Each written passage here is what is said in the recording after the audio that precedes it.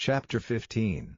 Samuel also said unto Saul, The Lord sent me to anoint thee to be king over his people, over Israel. Now therefore hearken thou unto the voice of the words of the Lord. Thus saith the Lord of hosts, I remember that which Amalek did to Israel, how he laid wait for him in the way, when he came up from Egypt.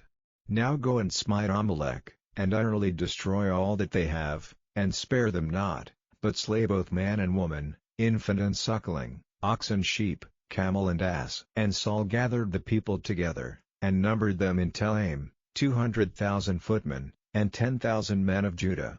And Saul came to a city of Amalek, and laid wait in the valley. And Saul said unto the Kenites, Go, depart, get you down from among the Amalekites, lest I destroy you with them, for ye showed kindness to all the children of Israel, when they came up out of Egypt. So the Kenites departed from among the Amalekites. And Saul smote the Amalekites from Havilah until thou comest to Shur, that is over against Egypt. And he took Agag the king of the Amalekites alive, and utterly destroyed all the people with the edge of the sword.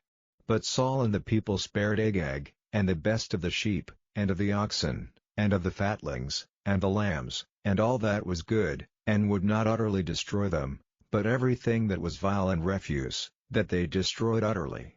Then came the word of the Lord unto Samuel, saying, It repenteth me that I have set up Saul to be king, for he is turned back from following me, and hath not performed my commandments. And it grieved Samuel, and he cried unto the Lord all night.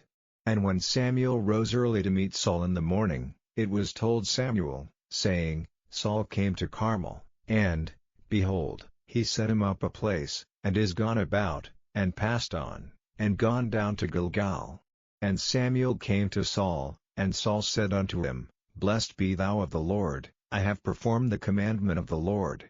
And Samuel said, What meaneth then this bleating of the sheep in mine ears, and the lowing of the oxen which I hear? And Saul said, They have brought them from the Amalekites, for the people spared the best of the sheep and of the oxen, to sacrifice unto the Lord thy God, and the rest we have utterly destroyed.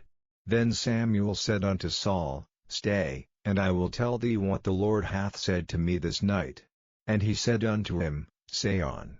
And Samuel said, When thou wast little in thine own sight, wast thou not made the head of the tribes of Israel, and the Lord anointed thee king over Israel? And the Lord sent thee on a journey, and said, Go and utterly destroy the sinners the Amalekites, and fight against them until they be consumed.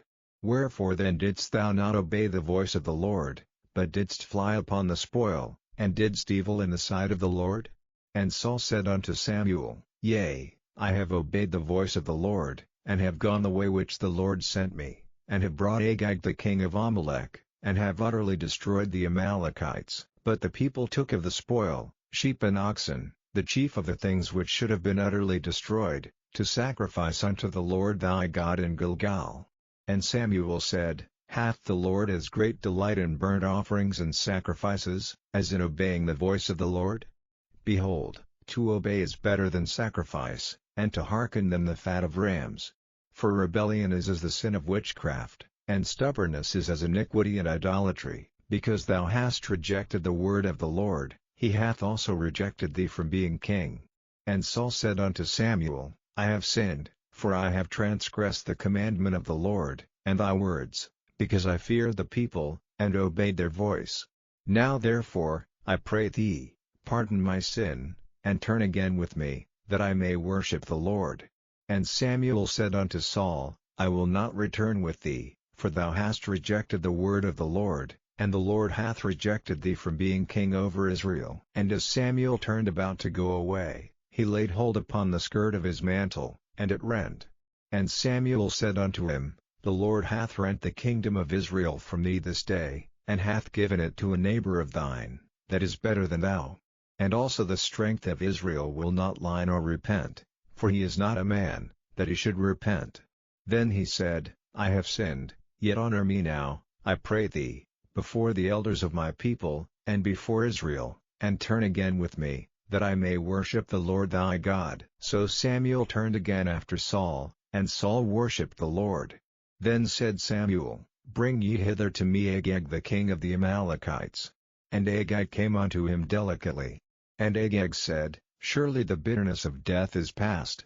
And Samuel said, As thy sword hath made women childless, so shall thy mother be childless among women. And Samuel hewed Agag in pieces before the Lord in Gilgal. Then Samuel went to Ramah, and Saul went up to his house to Gibeah of Saul. And Samuel came no more to see Saul until the day of his death. Nevertheless Samuel mourned for Saul, and the Lord repented that he had made Saul king over Israel.